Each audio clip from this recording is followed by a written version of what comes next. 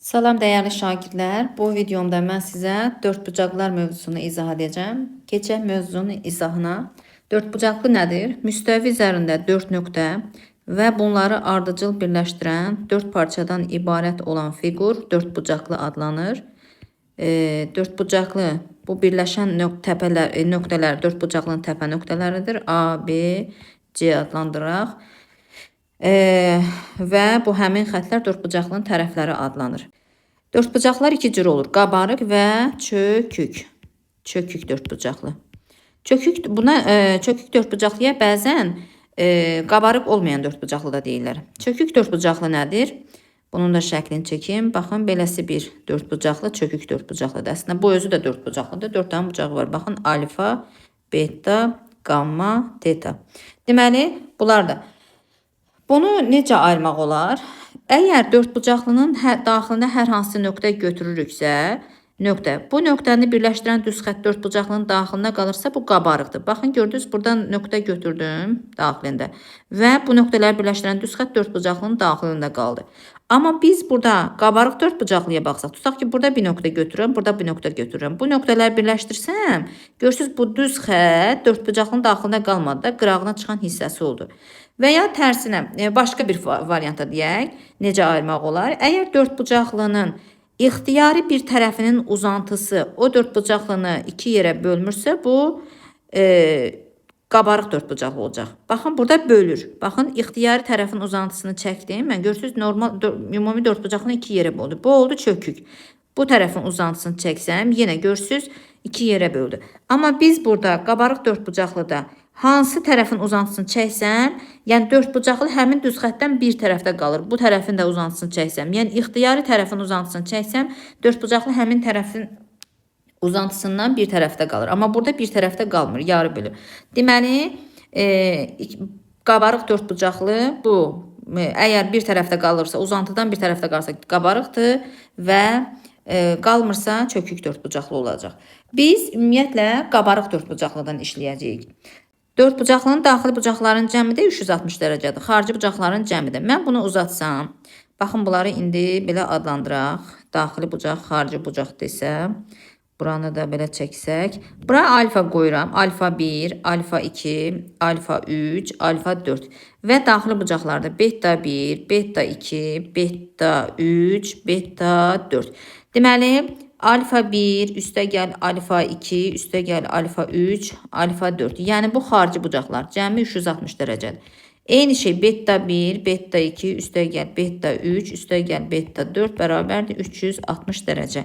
Yəni, hər bir daxili bucaqla bir də xarici bucağın cəmi də 180 dərəcə olacaq. Çünki orada açıq bucaq əmələ gəlir. Beta 1 bərabərdir 180 və bunları alfa 2, beta 2 hər birinə tətbiq eləyə bilərik.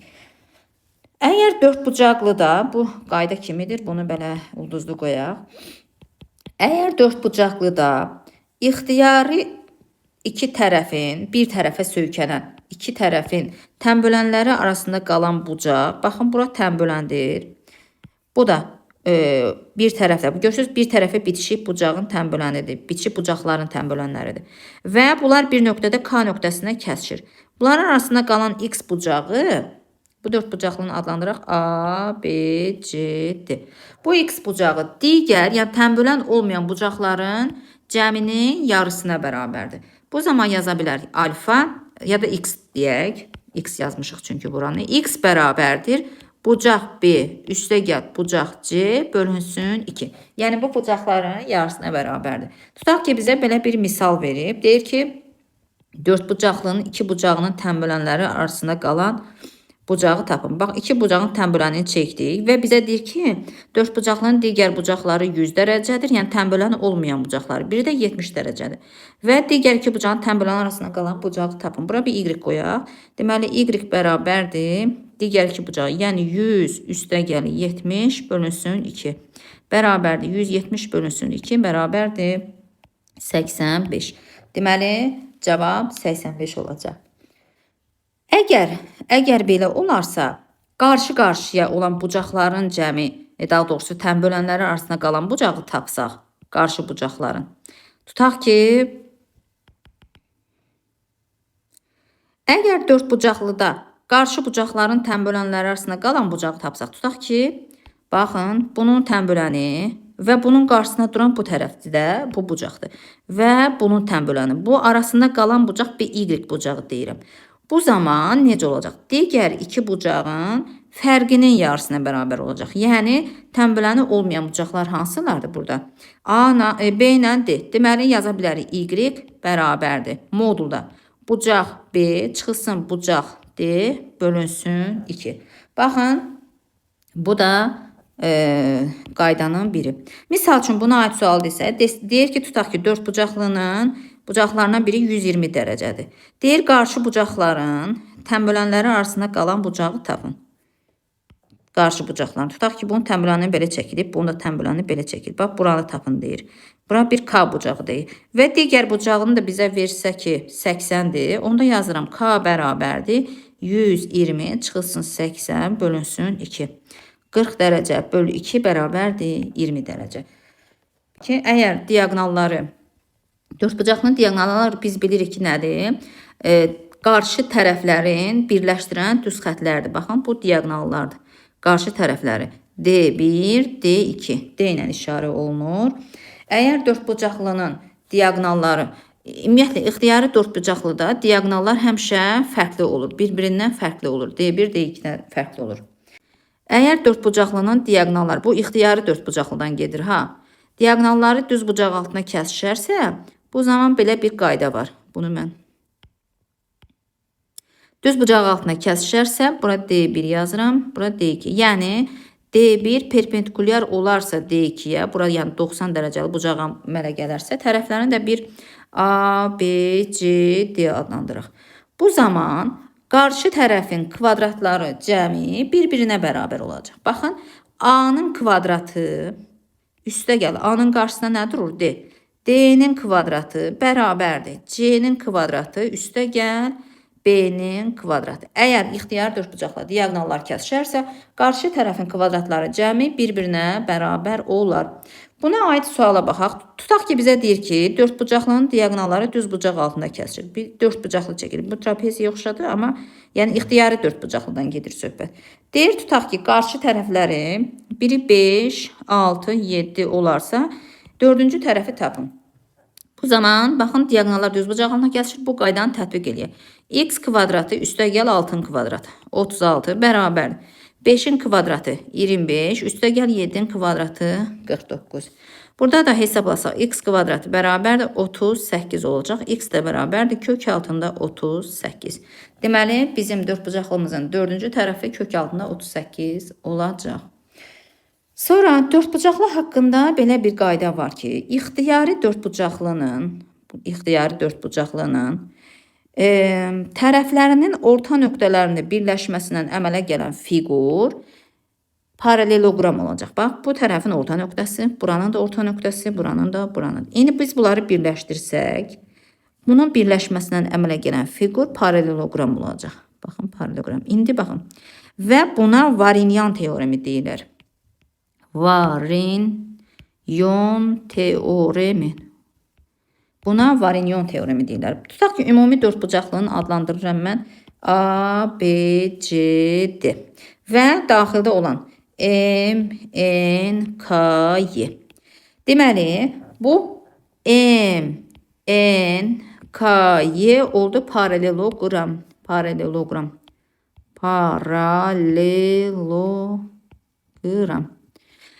Və bu paraleloqramın perimetri nəyə bərabərdir desək, ümumi 4 bucaqlının diaqnallarının cəminə bərabərdir. Baxın, bu paraleloqram, ümumi 4 bucaqlının diaqnalları çəkirəm mən göy xətlə. Bunların cəminə bərabərdir. Bu zaman biz yaza bilərik ki, P, M, N, K, Y bərabərdir. A, C üstə gəlinsin B, D. Yəni, bu ümumi paraleloqramın, daha doğrusu ümumi 4 bucaqlının diaqnallarının cəminə bərabərdir. Və sahəsi də, yəni daxildə qalan S, M, N, K, Y bərabərdir. Ümumi sahənin, yəni S, A, B, C, D-nin yarısına bərabərdir. Bu, yəni Bu variant teoremini də dedik. Bundan çox istifadə olunur. Bunu həmişə yadda saxlayın. Sonra dördbucaqlının daxilinə, xaricinə çevrə çəkmək üçün şərti mən bunu çevrə mövzusunda keçmişdim, amma yenə də deyim. Əgər dördbucaqlının xaricinə çevrə çəkmək lazımdırsa, bu dördbucaqlının qarşı bucaqlarının cəmi bir-birinə bərabərdir. Alfa, beta, gamma, teta qarşı bucaqları, yəni beta plus gamma bərabər olacaq alfa plus tetaya və bunların da cəmi 180 dərəcəyə bərabərdir. Yəni dördbucaqlının xaricinə çevrə çəkmək üçün qarşı bucaqların cəmi bir-birinə bərabər olmalıdır və də qarşı bucaqlar 180 dərəcəyə. Yəni buradan yaza bilərik ki, beta plus gamma bərabərdir 180, alfa plus teta bərabərdir 180 yaza bilərik. Yoxsa bunun xaricinə çevrə çəkmək olmaz. Əgər çevrənin daxilinə dördbucaqlı çəkilibsə, bu tərəfləri C, A, B, Y adlandırsa və bu diaqnallardır D1 və D2 diaqnalı. Bu zaman diaqnalların hasili, yəni D1 vurulsun D2 bərabərdir. Qarşı tərəflərin hasilinə, yəni A vurulsun B, A'nın qarşı tərəfi B'dir axı. Üstə gəl C vurulsun Y olar. Qarşı tərəflərin hasilinin cəminə bərabərdir. Tutaq ki, bizə belə bir misal verir. Deyir ki, çevrənin daxilinə dördbucaqlı çəkilib və bu dördbucaqlının tərəflərini verir bizə. Misal üçün 3, 7, bir tərəfində 6 verib. Digər deyir diaqnalların hasilini tap. Biz ilk öncə buradan qaydaya əsasən 4 yazaq bura. Biz ilk öncə dedik ki, baxın, diaqnal dördbucaqlının xaricinə çevrə çəkilib və dördbucaqlının tərəflərini verir. Diaqnalların hasili. Baxın, indi bu qayda ilə gedəcəm. D1 vurulsun D2 bərabərdir. Qarşı tərəflər 6 vur 4, üstə gəl 3 vurulsun 7 bərabərdir. 24 üstə gəl 21 bərabərdir 45.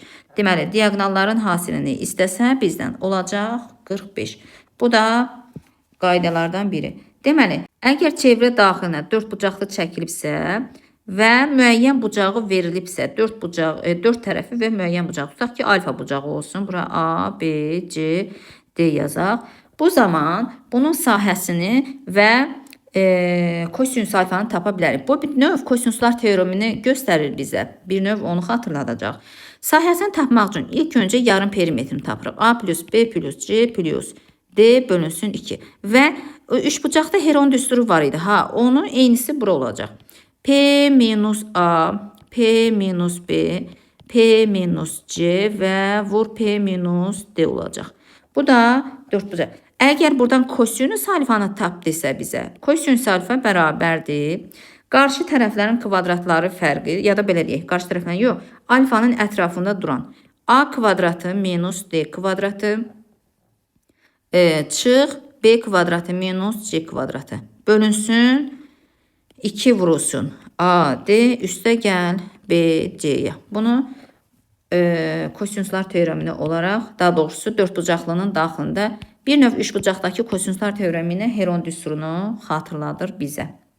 İndi, əgər dördbucaqlının daxilinə çevrə çəkmək olarsa, bu zaman şərt lazımdır. Qarşı tərəflərin cəmi bir-birinə bərabər olmalıdır. Əgər dördbucaqlının daxilinə çevrə çəkmək mümkün olsa, bu zaman qarşı tərəflərin cəmi mütləq bir-birinə bərabər olmalıdır. Yoxsa daxilinə çevrə çəkmək olmaz. Qarşı tərəflər A-la C qarşı-qarşıyadır. A üstə gəl C bərabərdir B üstə gəlinsin D. Bu mümkün olarsa. Və bu dördbucaqlının sahəsi S bərabərdir. A üstə gəl, yəni yenə qarşı tərəflərin cəmi. A üstə gəl C vurulsun R, yəni daxilə çəkilmiş çevrənin radiusu. Bura kiçik R yazaq, bu da O'dur. Eyni şey B üstə gəl D vurulsun R olacaq. Baxın, bu da bu qaydaya əsasən. Və buradan da yaza bilərik ki, A üstə gəl C yarım perimetrdir də. P-nin R hasili bölü 2. Yəni yarım perimetr vurulsun daxilə çəkilmiş çevrənin radiusuna bərabər olar. Bu ümumi dördbucaqlıya aid dediyim bütün qaydalardır. Yəni bunlar mütləq yaxşı bilmək lazımdır. Paralelogram nədir? Paralelogram qarşı tərəfləri paralel və qarşı tərəfləri bərabər olan fiqurdur, dördbucaqlıdır. A, A. B, 2 dənə eni, 2 dənə uzunu var. Perimetri P bərabərdir 2A üstəgəl 2B. Buradan da 2 mötərizə xaricinə çıxsa A üstəgəl B olacaq. Sonra qarşı bucaqları bərabərdir. Alfa, alfa. 2 dənə iti bucağı var, 2 dənə kör bucağı var. Beta, beta. Bir iti bucaqla bir kör bucağın cəmi 180 dərəcəyə bərabərdir. Sonra diaqnalları haqqında deyim. Paralleqramın diaqnalları müxtəlifdir. Yəni biri böyük, biri kiçikdir. Bir dənə çəkək. Diaqnallar biz bilir ki, təpə nöqtələri birləşdirir. Diaqnallar bunlardır. Baxın, biri böyük, biri kiçikdir. Bura D1 yazsam, D2 yazsam, onda D1 böyükdür, D2 olar. Deməli, belə diaqnallarla tərəf arasında əlaqə var. Bura A, B, B yazsam, diaqnalların kvadratları cəmi, yəni D1 üstəgəl D1-in kvadratı üstəgəl D2-in kvadratı bərabərdir. Tərəflərin kvadratları cəminin 2 misinə bərabərdir. Baxın, bunu yadda saxlayın bu düsturu. Hər zaman işlənir bu düsturda. Tutaq ki, bizə belə bir misal verir. Deyir ki, paralleqramın diaqnalının biri 14 santimetrdir. İkinci diaqnal 12 santimetr olarsa, tərəflər, kiçik tərəf 8 santimetr olarsa, böyük tərəfi tapın. İndi baxın, bu qayda ilə getəcək. Böyük tərəfi perimetri də əslində istəyə bilər. Perimetri tapın. Perimetrini tapalım. Deməli, biz bu qayda ilə getəcəyik. Diaqnallar çəkək. Deməli, diaqnalları 14 və 12. Biz bilir ki, böyük diaqnal olacaq. Kiçik tərəf 8-dir. İlk öncə biz buradan böyük tərəfini tapaq. Deməli, 14-ün kvadratı üstəgəl 12-nin kvadratı bərabərdir. 2 vurulsun B kvadratı üstəgəl 8-in kvadratı. 14-ün kvadratı eləyir 196 üstəgəl 144 bərabərdir 2 vurulsun B kvadratı üstəgəl 64. Sonra burada eləyəcək bunların cəmi 340 bərabərdir 2 vurulsun B kvadratı üstəgəl 64. 340 ilə 2 ixtisar gedir 170 qalır bərabərdir B kvadratı üstəgəl 64.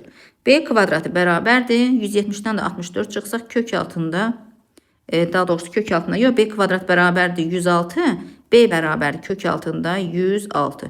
Deməli, bizim dörd bucaqlımızın böyük tərəfi oldu kök altında 106. Perimetrini tapsaq, 2 vurulsun 8 üstəgəl kök altında 106. Belə də yaza bilərik. Yaza bilərik 16 üstəgəl 2 kök altında 106. Belə də yaza bilərik. Deməli, bizə əsas bu düsturdan çox işlənir. Mütləq yadda saxlayın. Sonra paralleqramın diaqnalları biz dedik ki, kəsişir və kəsişmə nöqtəsindən yarıya bölünür mütləq şəkildə. Bir nöqtədə kəsişir və kəsişmə nöqtəsindən yarıya bölünür. Və diaqnalları onu 4 bərabər sahəli üçbucaq ayırır. Yəni bu üçbucağın sahələri hamısı eynidir.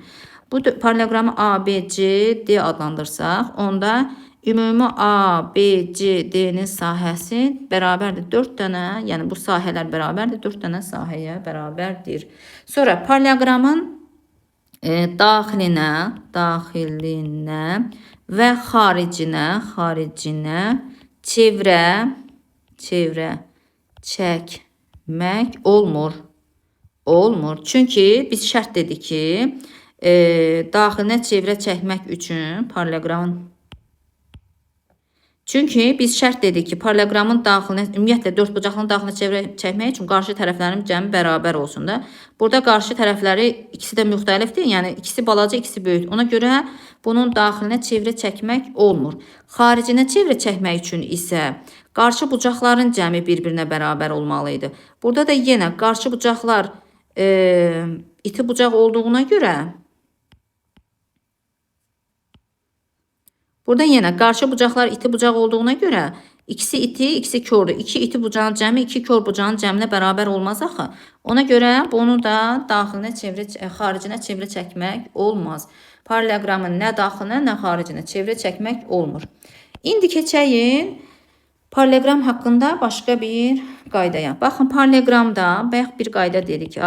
İxtiyari bucaqların tənbölənləri arasında qalan bucaq digər iki bucağın cəmin yarısına bərabərdir. Əgər bir iti bir kör bucağın tənbölənlər arasında qalan bucaq burada 90 dərəcə olacaq. Bura 90 dərəcə olacaq. Niyə? Çünki bunu adlandırsaq A, B, C, D. Çünki bura bir Y yazıram. Y bərabərdir. Bucaq B, üstə gəl bucaq C böl 2. Biz dedik ki, bir iti bucaqla bir kör bucağın cəmi 180 dərəcə deyil. Deməli, bu B ilə C-nin cəmi 180-dir, onda yarısı 90. Deməli, paralleloqramda bir iti bucaqla bir kör bucağın tənbölənlər arasında qalan bucaq 90 dərəcə olacaq. Bax, bura həmişə K yazın bura. Bura həmişə yazıram. AKD, bucaq AKD bərabərdir 90 dərəcə. Sonra, əgər bu düz xət, daha doğrusu tənbölənlərin kəsişmə nöqtəsi paralleloqramın qarşı tərəflərindən bir nöqtədə, hər hansı ixtiyari bir nöqtəsində olarsa, yenə bucaq 90 dərəcədir. Amma burada bir şərt var. Böyük tərəf kiçik tərəfin 2 misinə bərabər olacaq. Böyük tərəf, yəni bura A-dırsa, onda bura 2A olacaq. Niyə? Bura alfadırsa, bura da alfadır. Onda bura da alfadır. Çünki daxili çarpaz bucaqlar. Görürsünüz, A-dır, onda bura da A olur da, bərabər olur. Eyni şey bura. Bura betadırsa, bura da beta. Yenə daxili çarpaz bucaqlara görə beta və bura da A oldu. Gördünüz, böyük tərəf, bu buranı biz böyük tərəfi B adlandırmışdıq da. B bərabərdir 2A oldu.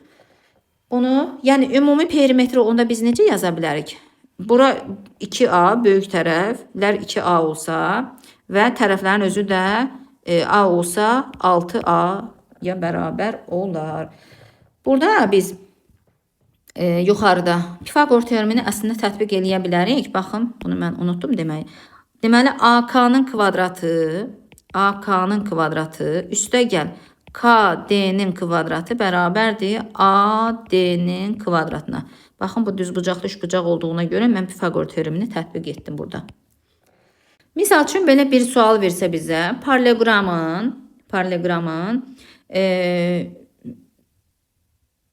iki bucağının tənböləni, onun tərəfinin bir nöqtəsində kəsişir.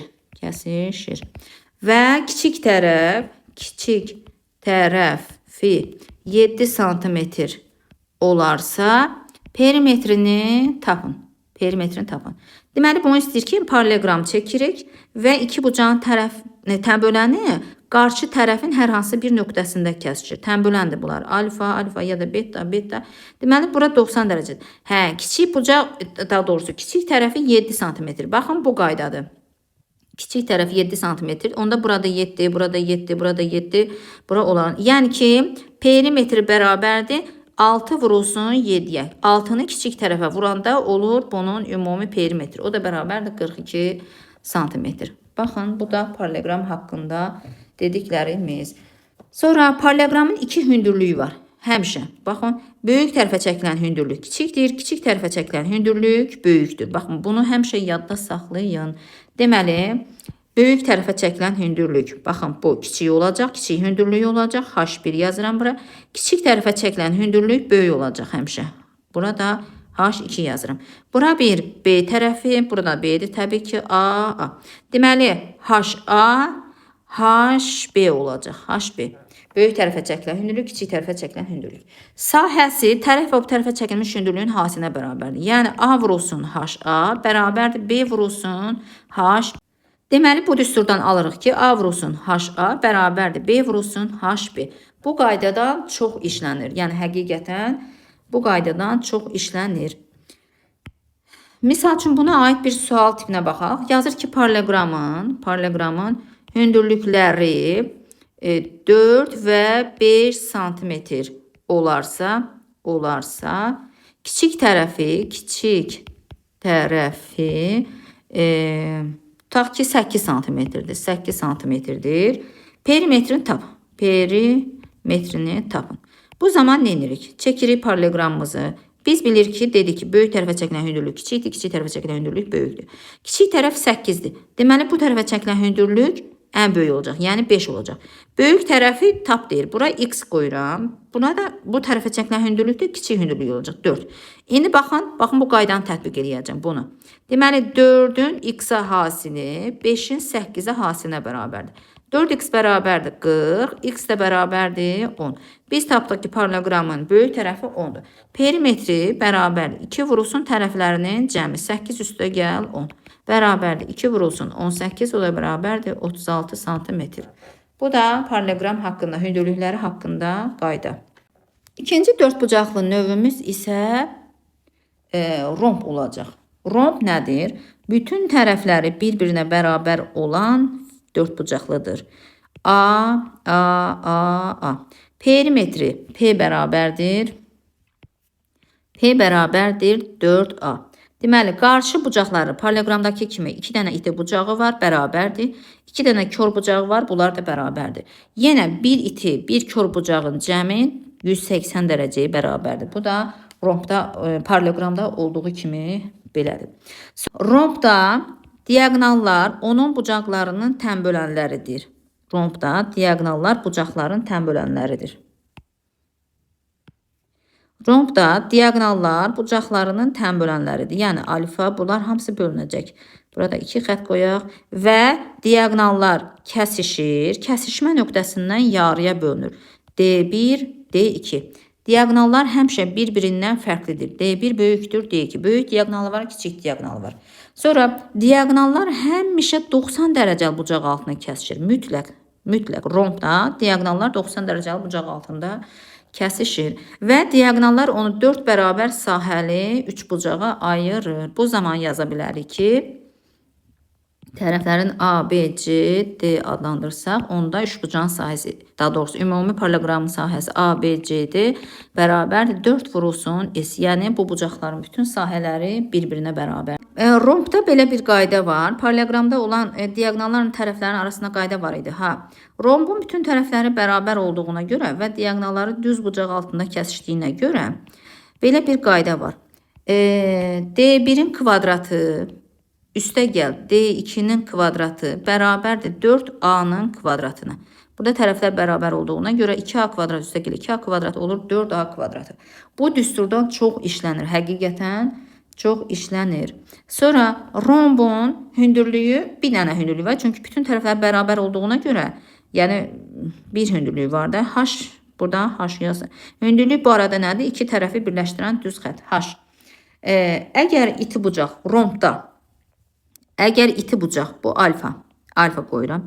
Əgər iti bucaq 30 dərəcə olarsa, hündürlük tərəfin yarısına bərabər olar. H bərabərdir A bölünsün 2. Niyə bu belə olur? Baxın, bura 30 dərəcəsə düzbucaqlı üçbucaq əmələ gəlir. Tərəfi də A-dır. Düzbucaqlı üçbucaqda 30 dərəcə bucaq qarşısında kat hipotenuzun yarısıdır. Baxın, bu da belə. Əgər hündürlük rombda iti bucaq 30 dərəcə olarsa, hündürlük tərəfin yarısına bərabərdir. Əgər iti bucaq 60 dərəcə olarsa, onda böyük diaqonal, yəni D böyük bərabərdir. Tərəfin kökatda 3 misl olacaq. Kiçik diaqonal D kiçik bərabərdir, tərəfə bərabər olacaq. Əgər bunun şəklində çəkim niyə belə olur? Baxın, rombdur bu.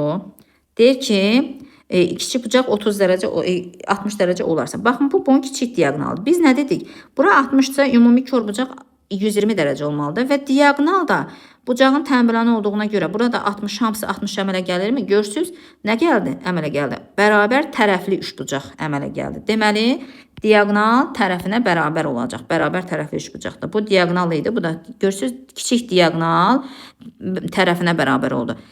İndi bunu baxın, bura 60-dırsa, ona bura 120 dərəcədə. Baxın, bu da böyük diaqonaldır. D böyük yazaq. A-dırsa A. Görsünüz, bərabər yanlı üçbucaqda qayda var idi. Bərabər yanlı üçbucaqda təpə bucaq 120 dərəcə olursa, oturacaq tərəfin kökatı 3 misli. Bunun oturacağı da böyük diaqonalda. Ona görə tərəfin kökatı 3 misli olacaq. Bunlar hamısı qaydadır şagirdlər. Bunlar hamısını qeyd edin. Yəni, həqiqətən də çox işlənən qaydalardandır bunlar hamısı.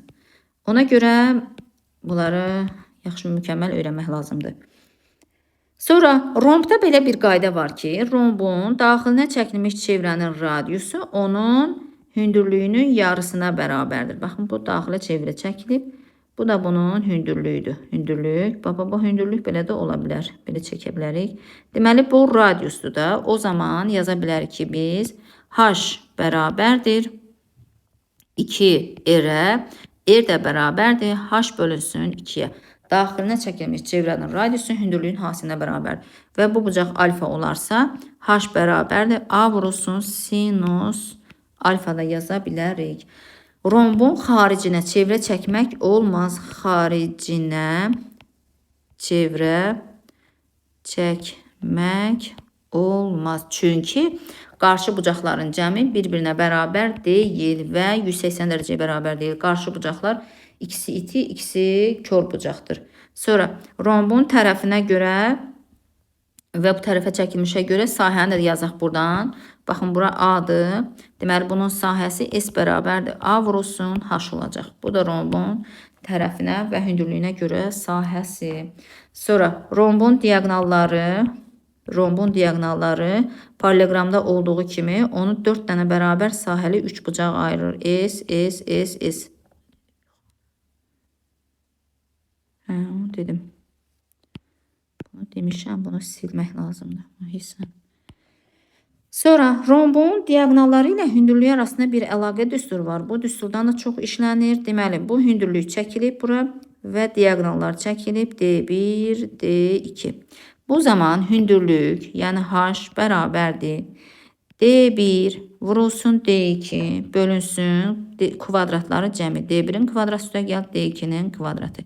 İndi baxın, surət olduğu kimi qalır. D1 vur D2. Məxrəcdə bax, yuxarıda yazmışdıq ha. Baxın, burada yazmışdıq.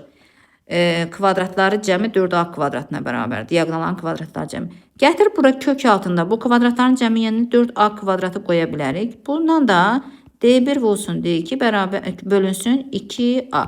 Yəni, rombun diaqnallarının hasilinin tərəfinin iki misindən nisbəti onun hündürlüyünə bərabərdir. Bir də rombda belə bir qayda var. Baxın, bu düz bucaqlı üç bucaqdır da. Bura H1'dir, H1. Burada H2. Əslində bunlar yarı bölünür də. H1 H2'yə bərabər olacaq. H1 bərabərdir H2'yə. Yəni, ümumi hündürlük H bərabərdir H1 ilə H2'nin cəminə bərabərdir. Ya da 2 dənə H1'ə, ya 2 H2'yə və s. Yəni, bunu da yadda saxlayaq. Dörd bucaqlının digər növlərindən biri də düz bucaqlıdır. Adından da görünür ki, düz bucaqlı, yəni 4 dənə bucağı düz bucaq olacaq. Yəni 90 dərəcə olacaq. Düz bucaqlının tərəfləri paraleldir və iki tərəfi bir-birinə bərabərdir. 2 dənə eni, 2 dənə uzunu var. Perimetri P bərabərdir paralleqramdakı kimi 2A üstə gəlir 2B. Buradan da 2 mötərizə xaricinə çıxar. 2A üstə gəlinsin B, B-yə bərabər olacaq. Diaqnalları bərabərdir. Diaqnalları bərabərdir. Mütləq şəkildə D1 bərabərdir D2. Kəsişir. Kəsişmə nöqtəsindən mütləq yarıya bölünür. Mütləq. Sonra 4 dənə bərabər sahəli 3 bucağa ayırır. Ümumi S bərabərdir.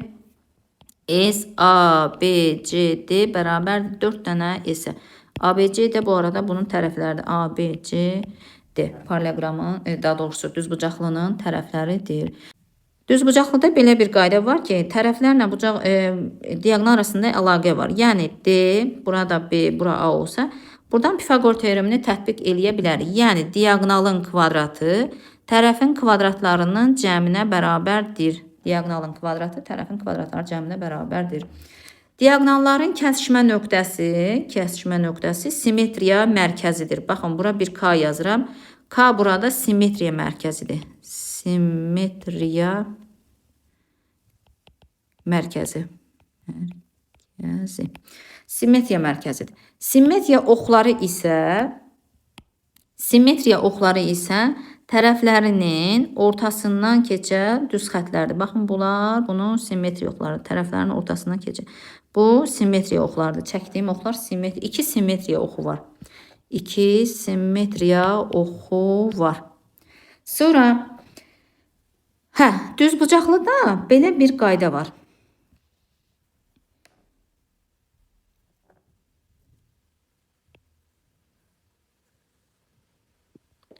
Düz bucaqlıda belə bir qayda var. Əgər diaqnallar düz iti bucaq Əgər diaqnalların arasındakı iti bucaq 60 dərəcə olarsa, bu zaman nə olacaq? Diaqnallar arasındakı bucaq 60 dərəcə olarsa, onda diaqnal tərəfin 2 misinə bərabər olacaq. D bərabərdir 2-yə bərabər olacaq. Böyük tərəfi isə, düzbucaqlının böyük tərəfi isə tərəfin kök altında 3 misinə bərabər olacaq. A kök altında 3 ya da kök altında 3A. Düzbucaqlının böyük tərəfi isə tərəfin kök altında 3 misinə bərabər olacaq. Kök altında 3A. Bu niyə belə olur? Baxın, dedi ki, diaqnallar kəsişir, kəsişmə nöqtəsindən yarı bölünür. Bura 60-dırsa, bərabər yanlış bucaqda, onda burada 60 olarmı? Bu A-dırsa, görürsünüz, bura A. Ümumi diaqnal nəyə bərabərdir? 2A-ya. İndi eyni şeyi buna tətbiq edək. A, bərabər yanlış bucağa əmələ gəldi də və burada B idisə, qayda var idi. Bərabər yanlış bucaq, təpə bucaq 120 dərəcə olarsa, təpə bucaq 120 dərəcə olsa, oturacaq onun tərəfin kök altında 3 misinə bərabər. Deməli, tərəf də kök altında 3 misinə bərabər olar. Sonra düzbucaqlının ancaq xaricinə çevrə çəkmək olar. Daxilinə çevrə çəkmək olmaz. Çünki qarşı tərəflərin cəmi bir-birinə bərabər deyil. Və xaricinə çəkilmiş çevrənin radiusu həmin diaqnalın yarısına bərabərdir hər zaman. Yəni, böyük R bərabərdir diaqnalın yarısına.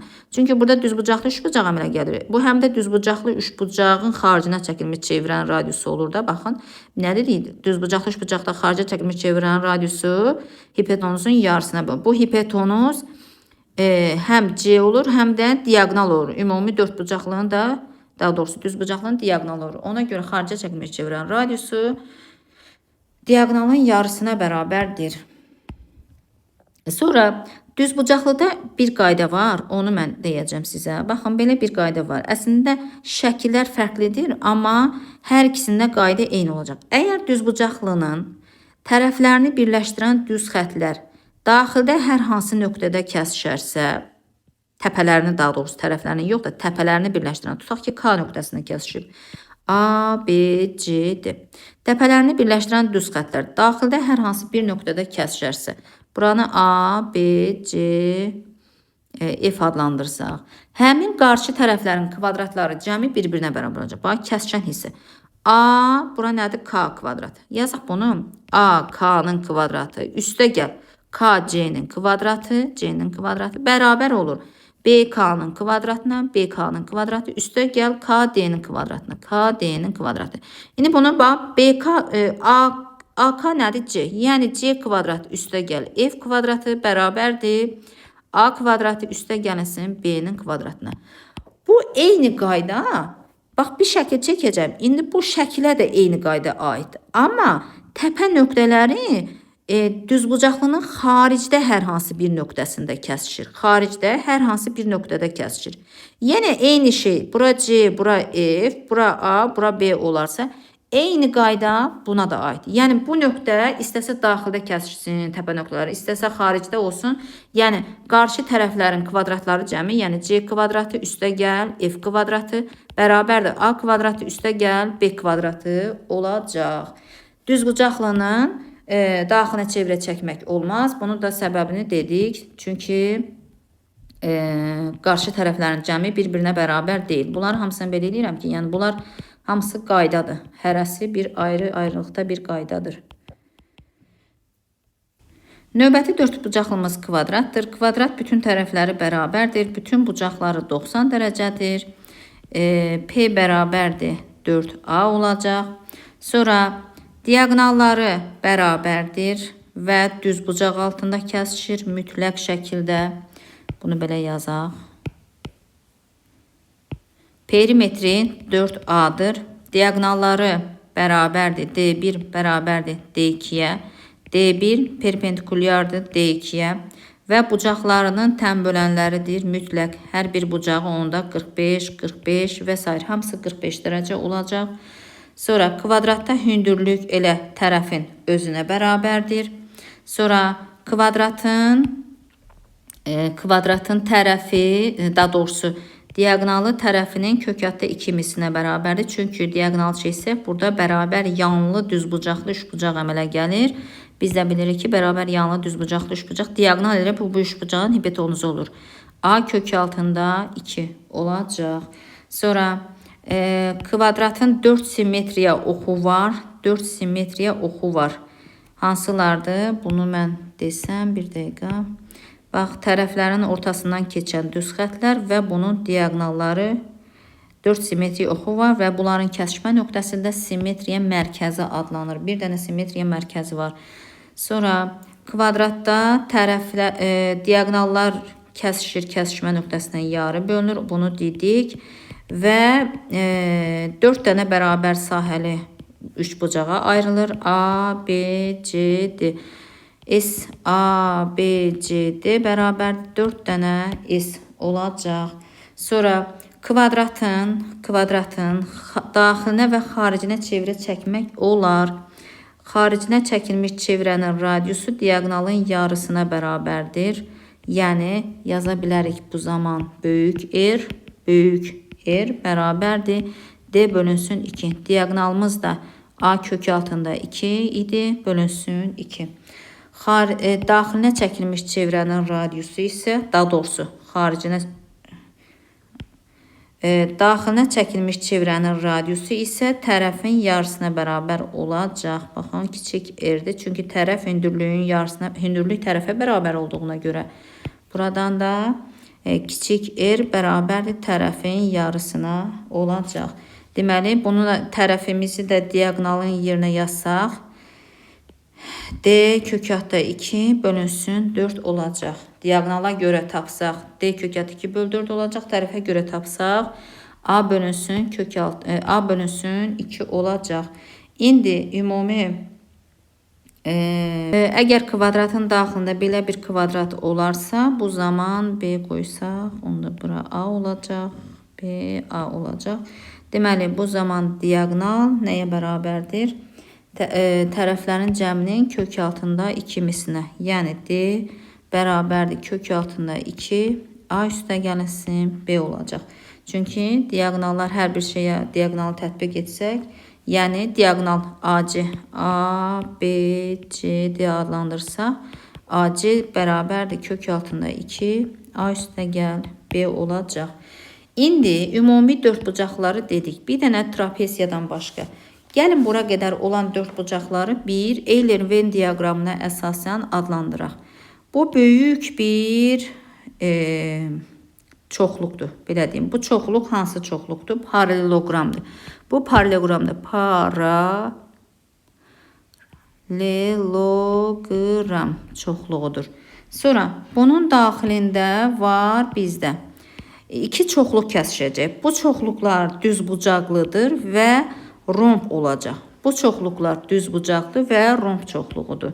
Deməli, burada onda bu düzbucaqlı olsun, bu da romb olsun. Və bunların kəsişməsi isə, baxın, kəsişməsi isə bu hissə. Bu hissə olacaq kvadrat. Bura olacaq, bunların düzbucaqlı ilə rombun kəsişməsi kvadrat olacaq. Bura yazıram düzbucaqlı. Bura yazıram romb, qara hissə olacaq romb və yaşıl hissə olacaq kvadrat. Deməli, bizdə belə nə olacaq? Kvadrat nəyə bərabərdir? Kvadrat bərabərdir düzbucaqlı ilə rombun kəsişməsinə. Və buradan da ən son belə bir nəticə çıxır ki, kvadrat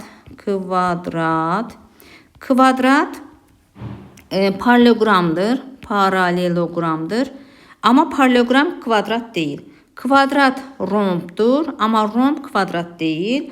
Kvadrat düzbucaqlıdır, amma düzbucaqlı kvadrat deyil. Eyni şey burada aiddir. Misal üçün, bax, düzbucaqlı paralelogramdır. Çünki bunlar hamısı paralelogramın alt çoxluğudur. Amma paralelogram düzbucaqlı deyil. Romb paralelogramdır, amma paralelogram romb deyil. Sonra kvadrat özü paralelogramdır, amma paralelogram özü kvadrat deyil. Deməli, mən burada sizə dördbucaqlının paralelogram, romb, düzbucaqlı və kvadrat olan növlərini izah etdim. Gələn videoda inşallah trapesiya və çoxbucaqlılar mövzusunu izah edəcəm. Yəni hər iki mövzu bir videoda olacaq. İzləmədə qalın. Təşəkkür edirəm. Görüşərik.